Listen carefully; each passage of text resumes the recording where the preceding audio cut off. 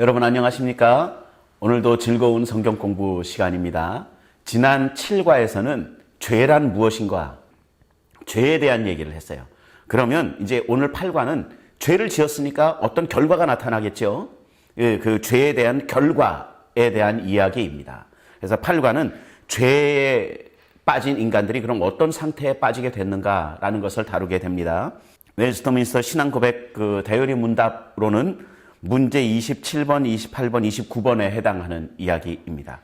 27번 문제 보도록 하겠습니다.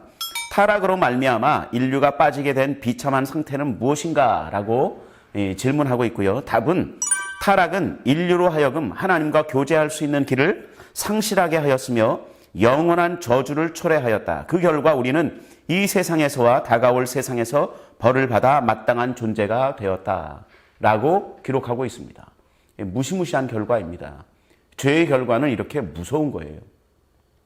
물론 우리가 하나님의 은혜 안에 있고 예수 그리스도의 보혈의 능력으로 말미암아서 그 은혜로 말미암아서 항상 용서받는 그런 삶을 살고 있음에 감사해야 됩니다. 감사하지만 죄는 아무튼 굉장히 두렵고 무서운 것이다라는 것을 우리는 항상 인식해야 돼요.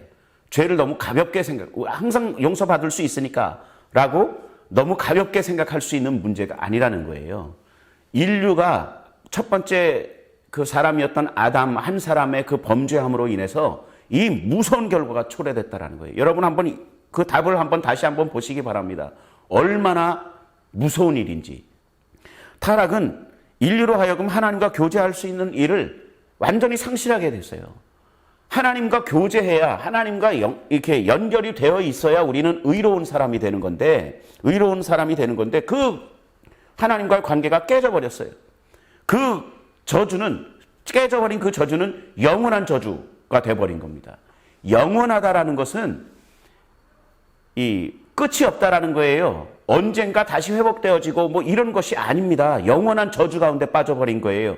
오직 예수 그리스도의 십자가의 죽으심과 부활하심의 그 은혜로 말미암아서 다시 연결되는 것 이외에는 어떠한 방법으로도 그 저주에서 벗어날 수 있는 방법이 없는 겁니다.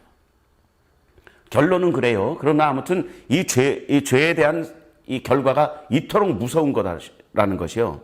영원한 저주를 초래했다라는 거예요. 그래서 우리는 이 세상에서도 그리고 앞으로 다가올 세상에서도 이 죄를 범한 인간들은 죄를 받아서 마땅한 존재로 타락해버렸다라는 거예요. 여기서 조금 여담같이 하나 짚고 넘어가야 될 일이 있는데 그것이 뭐냐면 성경에서 의롭게 됐다. 우리가 예수 그리스도의 십자가의 죽으심과 부활하심을 믿는 그 믿음으로 하나님 앞에서 의롭다함을 받았다라는 의가 있습니다. 그 성경에서 말하는 의는 착하게 되었다. 그 정도의 이야기가 아니에요. 그것이 아니라 그 성경이 말하는 의는 관계에 대한 이야기고요. 그리고 그것은 자격에 대한 이야기입니다. 깨끗하게 되었다. 착하게 되었다. So what? 그래서 뭐요? 그래서 뭐라는 거예요? 착하게 되었기 때문에 우리가 할 수 있는 것이 뭐냐면 하나님과 다시 교제할 수 있게 되었다는 거예요. 우리는 하나님과 교제할 수 있는 자격을 상실했어요. 사람은 다 상실했습니다. 첫 번째 사람이었던 아담의 그 범죄의 결과로 말미암아서 하나님과 교제할 수 있는, 하나님께 나아갈 수 있는 교제 그 관계가 사라졌다라는 거예요. 그랬는데 예수 그리스도의 이름으로 말미암아서 그 은혜로 말미암아서 우리가 의롭게 되었다라는 것은 그 하나님과 교제할 수 있는 자격이 생겼다라는 겁니다. 그 하나님과의 관계가 다시 회복되어지는 자격이 생겼다라는 거예요. 그래서 그 성경이 말하는 의는 관계의 문제고 자격의 문제인 거예요. 그러니까 죄의 결과가 그토록 무서웠던 것처럼 십자가의 죽으심과 부활하심의 그 은혜는 그 은혜의 그 결과는 또한 너무너무나 은혜롭다라는 거죠. 너무너무나 크고 위대하다라는 것이죠. 그것은 이제 그 다음에 다시 이야기할 것인데요. 이 죄에 대한 무서움을 얘기하다 보니까 이번 과를 그렇게 하고 그냥 끝내면 꿈자리가 너무 싱숭생숭하실까봐 그래서 의에 대한 얘기를 다시 한번 짚고 그러고 넘어가는 거예요. 죄의 상태는 이토록 무섭습니다. 영원한 저주 가운데 빠져버린 거예요. 제가 그 말씀을 드렸는지 제가 기억이 안 나는데 다시 한번 말씀드립니다. 저주라는 것은 죽어서도 지옥 간다라는 것이죠. 지옥은 펄펄 끓는 그 유황불이 있기 때문에 거기에 부더기도 타고 이런 것 때문에 지옥 물론 맞습니다. 그러나 진짜 지옥이 지옥일 수 있는 이유는요. 지옥은 소망이 하나도 없다는 거예요. 요즘 젊은 분들의 그 표현대로 하면 소망과 희망이 1도 없다라는 거예요. 그렇기 때문에 거기가 지옥이에요.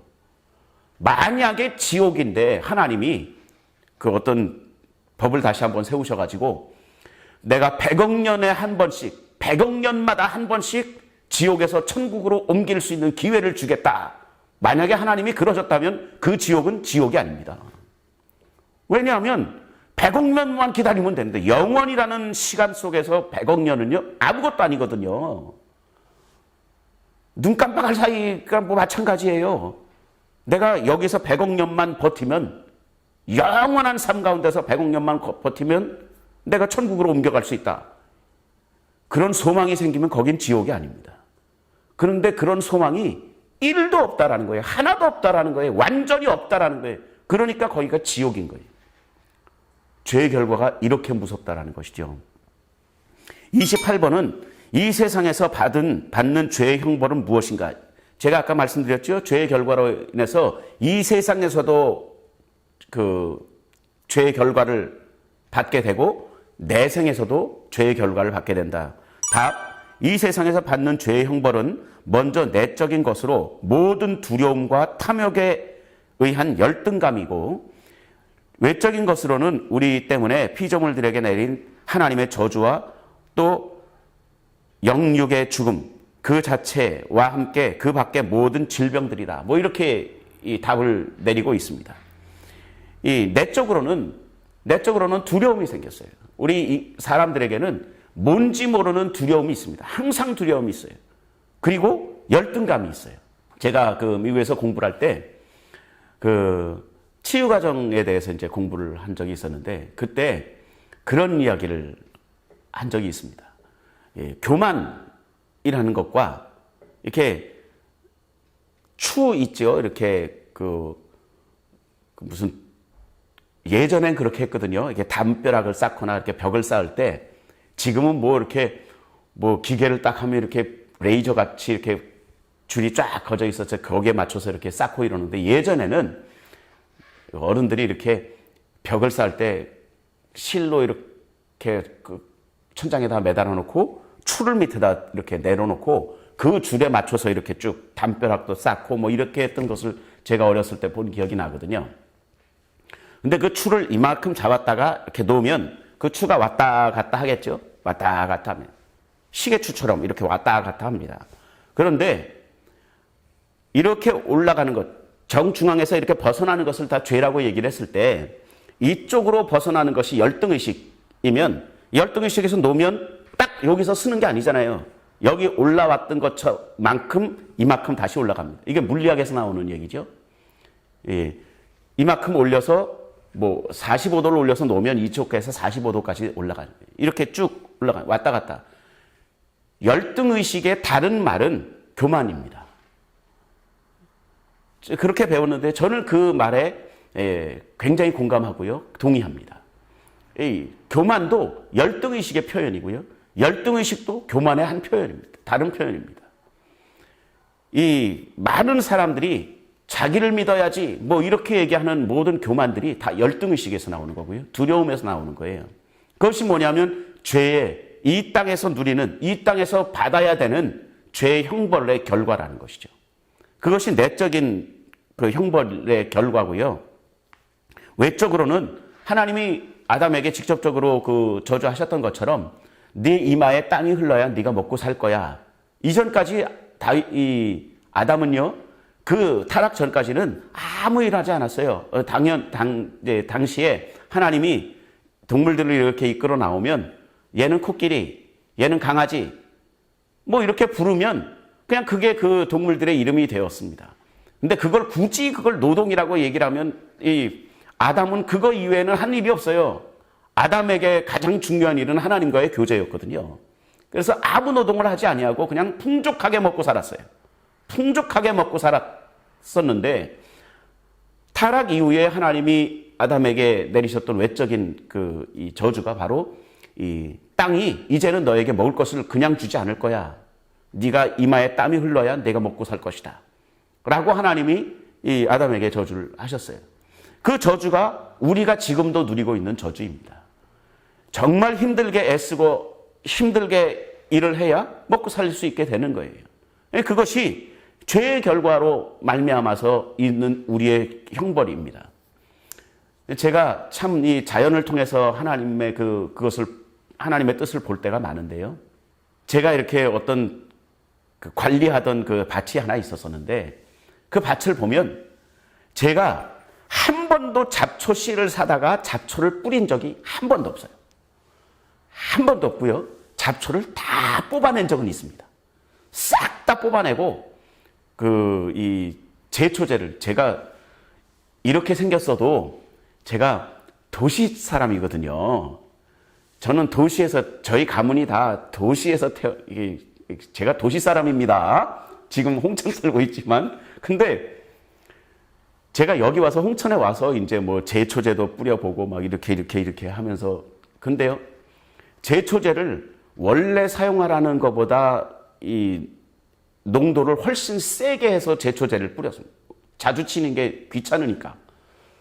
2배로, 이렇게 3배로 희석해야 됩니다라고 얘기를 했는데 저는 2배로 희석해갖고 막 굉장히 세게 해서 제초제를 뿌렸는데도요.